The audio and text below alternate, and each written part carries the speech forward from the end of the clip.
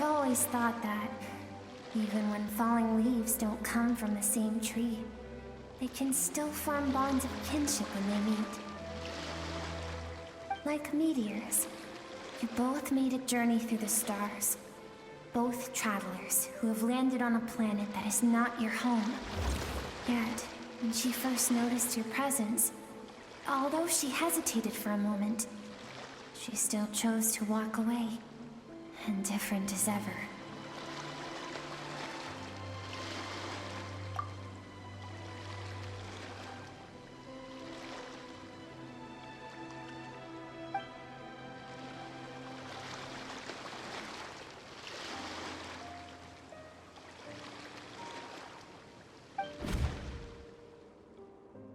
Seems like you've answered your own question. Skirk sees herself as a trespasser in this world. She's made a conscious choice to avoid altering its path. But the reason for that decision stems from events much earlier on in her life. Let's keep going. It's still a long way to the source of the river.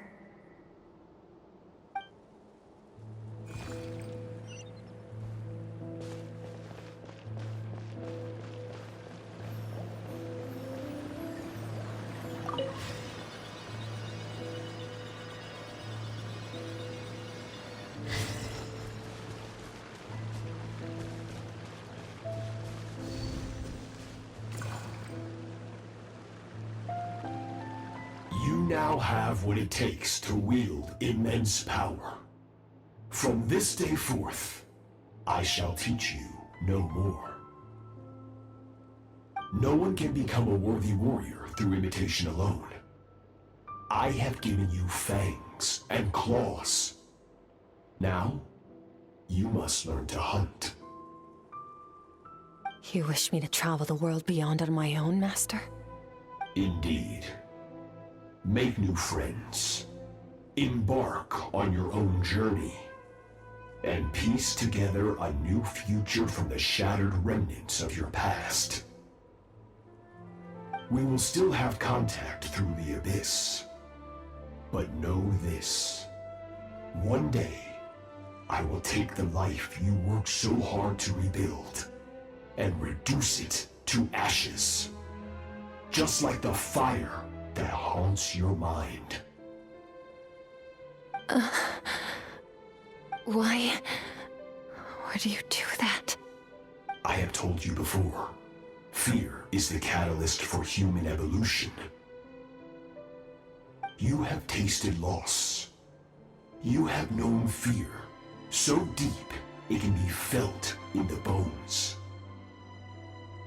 But as living beings, we all have an instinct to detach from that which harms us. And thus pain dampens over time, and the acrid taste of fear becomes but a distant memory. Yet now, I have bestowed upon you the gift of fear eternal. It will drown you in the nightmare of your childhood, or it shall drive you to defeat me, whatever the cost.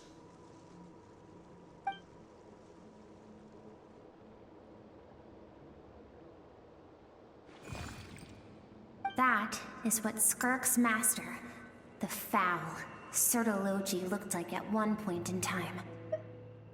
Of course, as a higher being, physical form is a triviality to him. He could appear as a beast, a human, or even a monster that defies description. The form you see him in here, clad in abyssal armor, is the one he usually wears when traveling through the stars.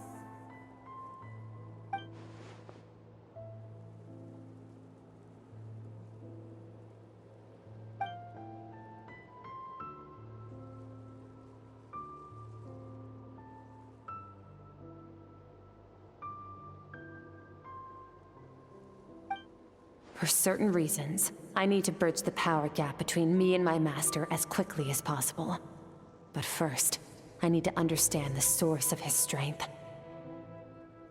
To do that, I need to follow in his footsteps, walk the path he once walked. And somewhere along the way, I'll find out how to defeat him. That is my sole focus and purpose.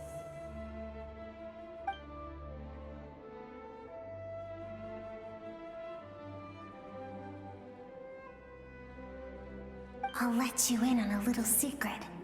The real Surtology is terrifying. The scope of his power is impossible to understand until you experience it firsthand. It is absolute, the power to crush all things. Shall we keep going? Let's see.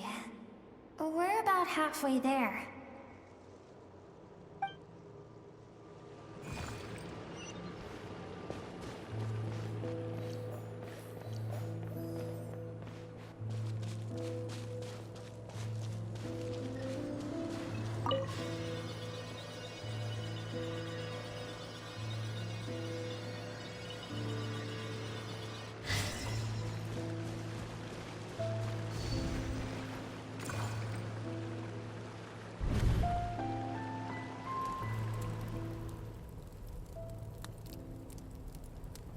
We've made it quite a ways already. This is Skirk, when she first began training under Surtology. I have set your broken wrist. Tomorrow, you're to train twice as hard. No tears this time. Good. Attempting to garner sympathy through tears is a habit of the weak. A pitiful, useless ploy. Can I ask a question, Master? Why did you save me? I keep thinking, maybe it would be better if I had died. I wouldn't be haunted by that fire all the time. I wouldn't have to go on like this. I saved you because I have a plan for you. It has been too long since I fought a battle that demanded my full strength, and I hunger for it. Every so-called genius and prodigy I have faced has crumbled like sand underfoot. Before me, even fate bends the knee. So, I will teach you everything I know, train you by whatever means necessary, in the hope that one day, you might surprise me. But I don't want to draw my sword against you, Master. What you want matters little. Among the boundless sea of stars, the cries of the weak are but faint murmurs that disappear into the void. You of all people know that well. Yes, Master. From that day forward, all she knew was grueling training, emptiness, and fatigue. After some time, her talent bloomed, and she gained control over her emotions, like her master. How should I put it? It was not that human emotion disappeared from her heart, but that reason came to dictate all she was allowed to feel. I suppose it was at this point that she became the Skirk you know today.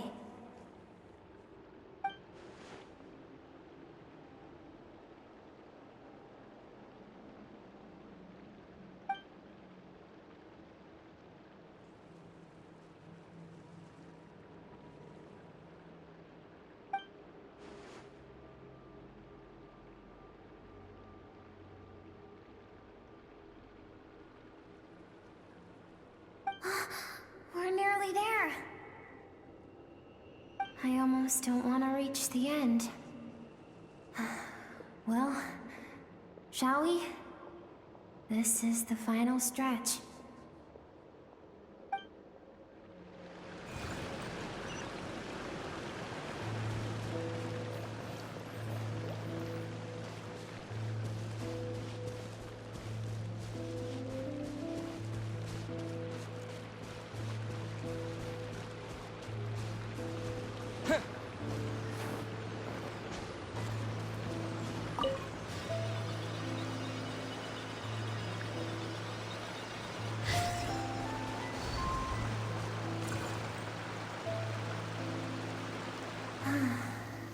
These are Skirk's happiest memories. What a simple and carefree time it was. Wisps of clouds dotted the sky. The sun bathed everything in golden light. And when song filled the air, not even the shyest of flowers could resist swaying along. This is Skirk's homeland. She was so curious about everything as a child, always skipping school to go exploring instead. There was so much to discover. The treasures at the bottom of the sea, the secrets beyond the stars, and that merchant ship packed with adults wearing those strange clothes. Yes, the ship. That was the beginning of the end. It was a spaceship. When it arrived, the people that disembarked wore smiles on their faces and spoke of friendship.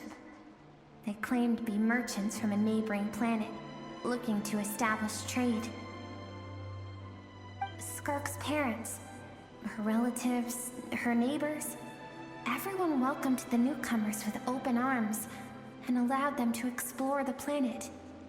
To them, the visitors were guests and should be treated with hospitality.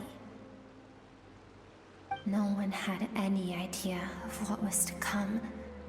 Several months later, an army of unknown origin arrived without warning and carried out a ruthless campaign to destroy everything and everyone on the planet. Skirk had skipped school that day, like so many times before, so she was not caught in the immediate wave of destruction. But when she came home that day, only fire and ruin awaited her. Countless people cried out to her for help. People she knew and loved. Friends and relatives. The little girl who lived next door. The shop owner with the bad leg. The bad-tempered teacher she had made fun of just that morning. Their lives were discarded like worthless trash as the fire consumed one life after another. Skirk was helpless. All she could do was run. And so she did. She kept running until an unexpected figure crossed her path. If Sertology hadn't been there in that moment, the fire would have claimed her life too. And there she would have remained, left to rot in the scorched earth, with no answer as to why any of this was happening.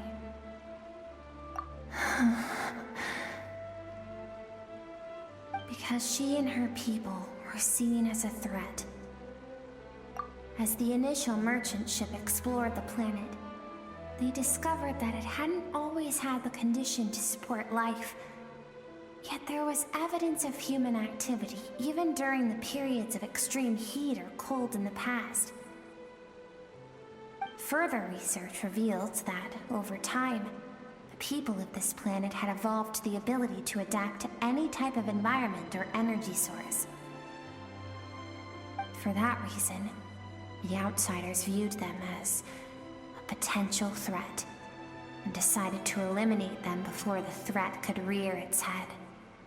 And so, the army was called, and the so-called danger was wiped from the face of the planet. Senseless, isn't it? Deemed a threat because of a gift they didn't even know they had. Perhaps it was their own innocence and kindness that doomed them. But in the end, that was lost to the blaze as well. If those with power get to decide good and evil, then all you can trust in is the sword in your hand.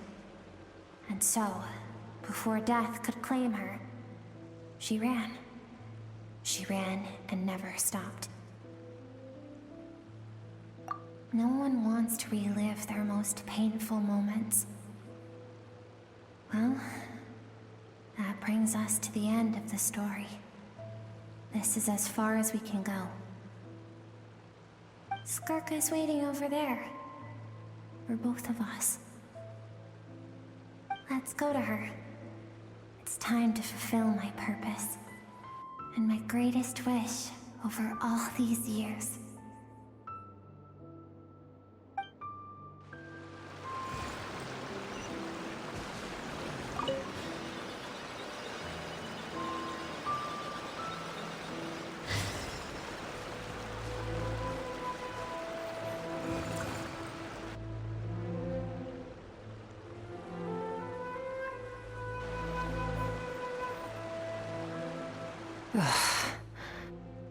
So all this, just so you could bring him here.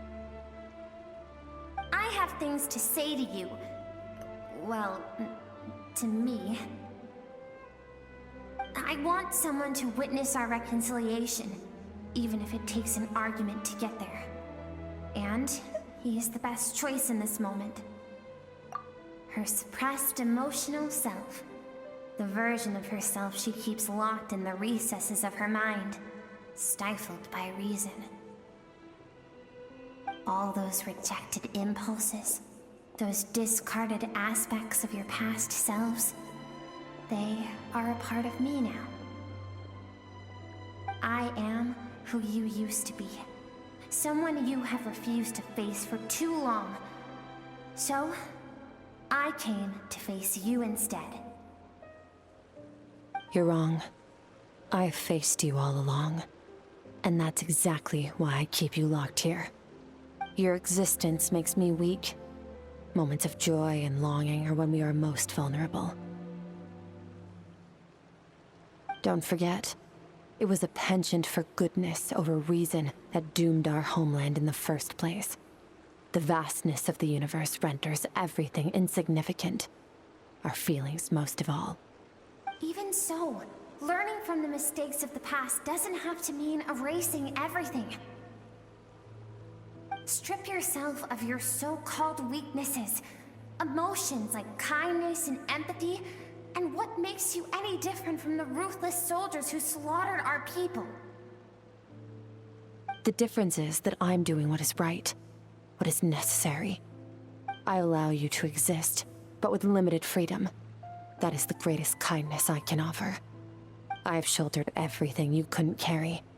I rose above the numbness and emptiness, and it was cold, unfeeling reason that brought me this far. It made me who I am. It made me strong.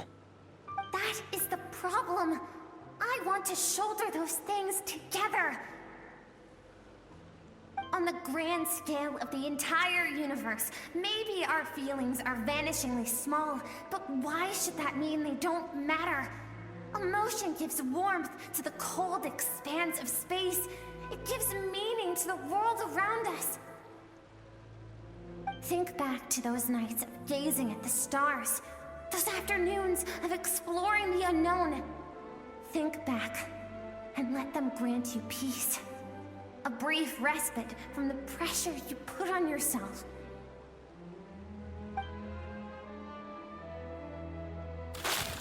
That isn't what we need. It's exactly what we need. Aren't you curious about why recovering your strength has taken longer than normal this time? Finally, you get to the important part. That is the only answer I came here to find. Then look around. Look at your inner world. You cast aside your dreams and curiosity, and in doing so, you lost your original motivation.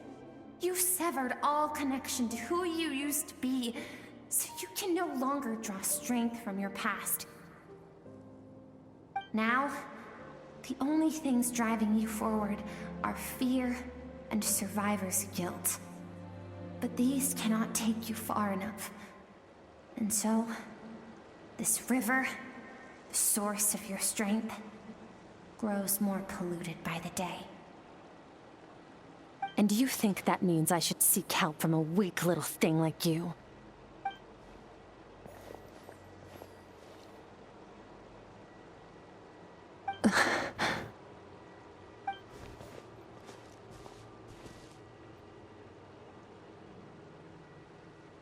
Thank you for saying that.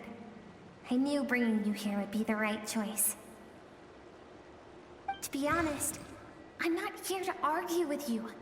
This isn't about who's right or wrong. And in fact, I agree that in order to make it through the wake of that tragedy, we had to distance ourselves from the pain through reason over emotion. But what is right at one point in time isn't always right forever. I know you will never forget that fire. I know the fact that you were the sole survivor fills you with guilt. And I know that among the voices that haunt you, mine is there too. Because deep down, you know that you didn't turn out to be the person you wanted to be. All those unfulfilled hopes are like knives to the heart. And I don't want you to hurt anymore. So even if you can't accept me, I hope, at least, that you can let go. I keep thinking, maybe it would be better if I had died. I wouldn't be haunted by that fire all the time. I wouldn't have to go on like this.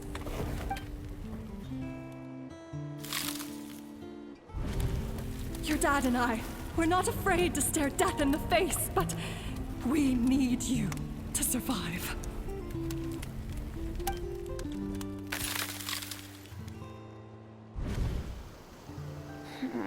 I'm sick of being a kid. There's so many amazing things out there, and I'm ready to see them all.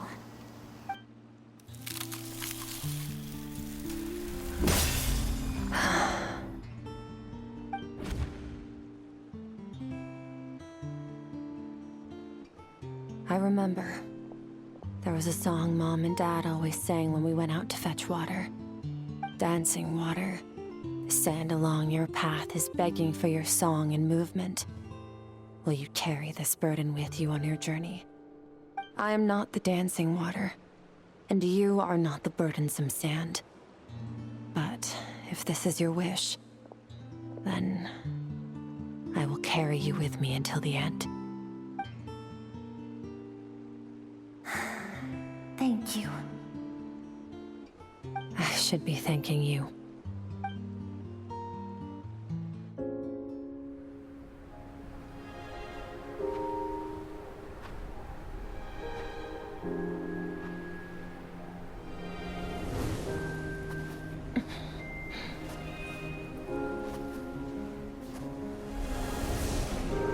Run, Skirk, run!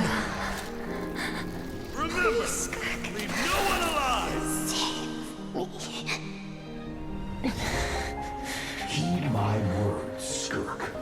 Let fear take root in your soul. Did you survive? Why was it only you? Skirk, did you become a positive light in this world?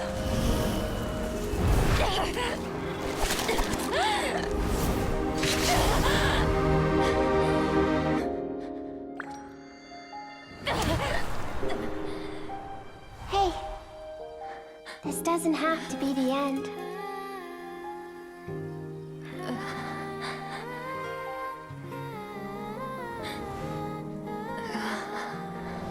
Life is a gift.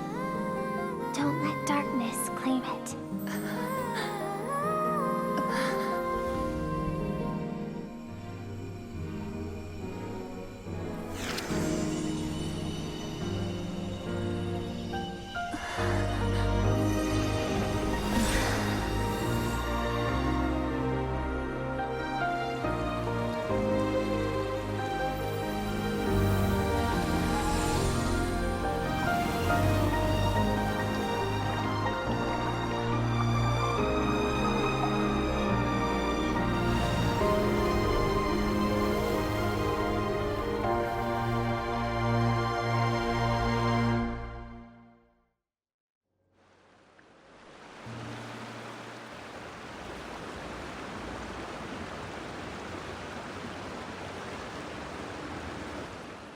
So, you saw my memories then. I once asked my master if survival of the strongest was the law of the universe. He said no. But in a world without order, those with no moral boundaries tend to be the ones who survive. That's why, after hearing his answer, an idea came to mind. An idea that, one day, I would create a new world order. One in which there would never be another tragedy like that fire. One in which power was not the law of the land. But that means I must defeat him. Because my master, Sertologi, is, at the core, a defier of all rules and order. Yes, and not just because of the gap in our abilities, but also because I have no reason to see him as an enemy. Although his decision to train me was not made out of kindness, he did everything a master should. He saved my life, taught me the sword and the principles of strength. And for that, I respect him. I know, and it's not something I want. But Master never goes back on his word. I have to treat everything he says as a promise. He's no longer into that, but he sends me messages through the abyss every now and then. Most of them are simple greetings, or an answer to one of my questions. Every time I hear from him, my heart skips a beat. And I wonder if this is the moment where he'll finally appear before me and tear down everything I've built to pieces. Maybe that means I do live in eternal fear, just like he said. Yes, I respect him, but I'm also afraid of him. And for that reason, the pursuit of strength consumes every moment of my life. I don't know what Master has planned, but I have to be ready. Help me? Why? This isn't your fight.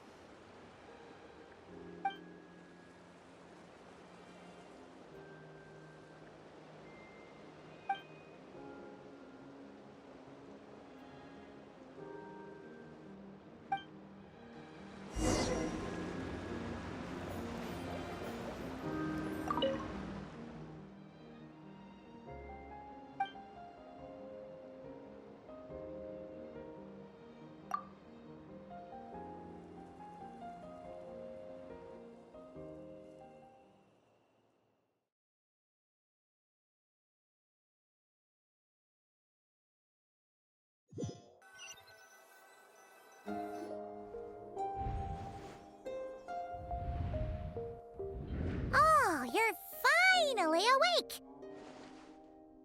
Honestly, Paimon was gone for like 2 seconds and then she comes back and finds you both unconscious? Oh, you scared Paimon half to death! You're both okay, right? What does it look like?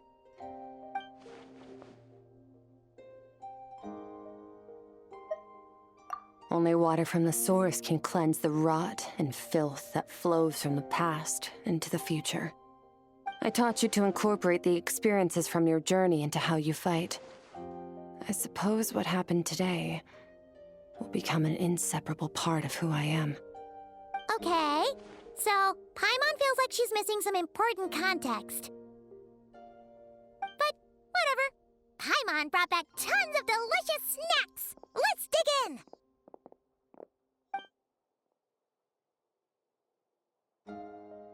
All right.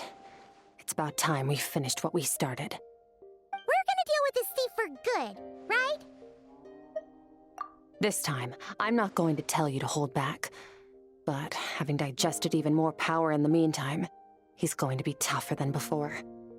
The good news is, we have no reason to pull our punches this time. So, let's go. Same place as last time.